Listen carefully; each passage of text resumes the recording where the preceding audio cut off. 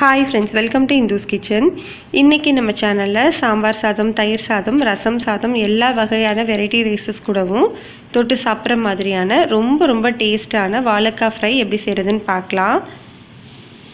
இந்த ஃப்ரை செய்யறதுக்கு ஃபர்ஸ்ட் ஒரு panல 3 டேபிள்ஸ்பூன் அளவு எண்ணெய் சூடுபடுத்திக்கலாம். எண்ணெய் சூடானதுக்கு அப்புறமா கொஞ்சமா கறிவேப்பிலை சேர்த்து பொரிய விட்டுக்கோங்க. நான் இன்னைக்கு ஒரு பெரிய வாழைக்காயை இந்த மாதிரி ரவுண்டா கட் பண்ணி வச்சிருக்கேன். நம்ம அதை இதில் சேர்த்துக்கலாம்.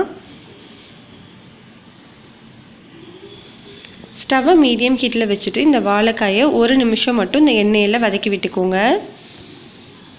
ஒரு நிமிஷத்துக்கு அப்புறமா வாழைக்காய் ஃப்ரைக்கு தேவையான அளவு உப்பு, 1/8 டீஸ்பூன் அளவு மஞ்சள் தூள் சேர்த்துக்கலாம்.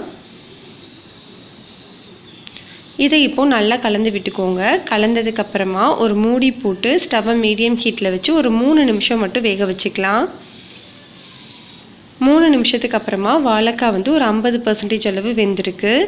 இந்த டைமில் நம்ம மசாலா தூள் எல்லாமே ஆட் பண்ணிக்கலாம். இதில் 3/4 டீஸ்பூன் அளவு தனி மிளகாய் தூள், 1/2 டீஸ்பூன் அளவு மல்லித்தூள், 1/4 டீஸ்பூன் அளவு சோம்புத்தூள் சேர்த்துக்கலாம்.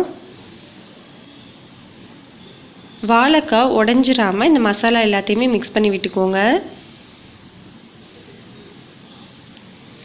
நல்லா மிக்ஸ் பண்ணதுக்கு அப்புறமா ஸ்டவ்வை மீடியம் ஹீட்டில் வச்சுட்டு ஒரு 3 நிமிஷத்துலேருந்து 5 நிமிஷம் வரைக்கும் வேக வச்சுக்கலாம். இது நல்லா ஃப்ரை ஆகணும். பாருங்கள், இப்போ நம்மளுக்கு நல்லா ஃப்ரை ஆகிடுச்சு. இந்த டைமில் 2 பல்லு பூண்டை கல் உருளை தட்டிட்டு சேர்த்துக்கலாம். சேர்த்துட்டு இதை நல்லா மிக்ஸ் பண்ணிவிட்டு ஸ்டவ் ஆஃப் பண்ணிக்கோங்க.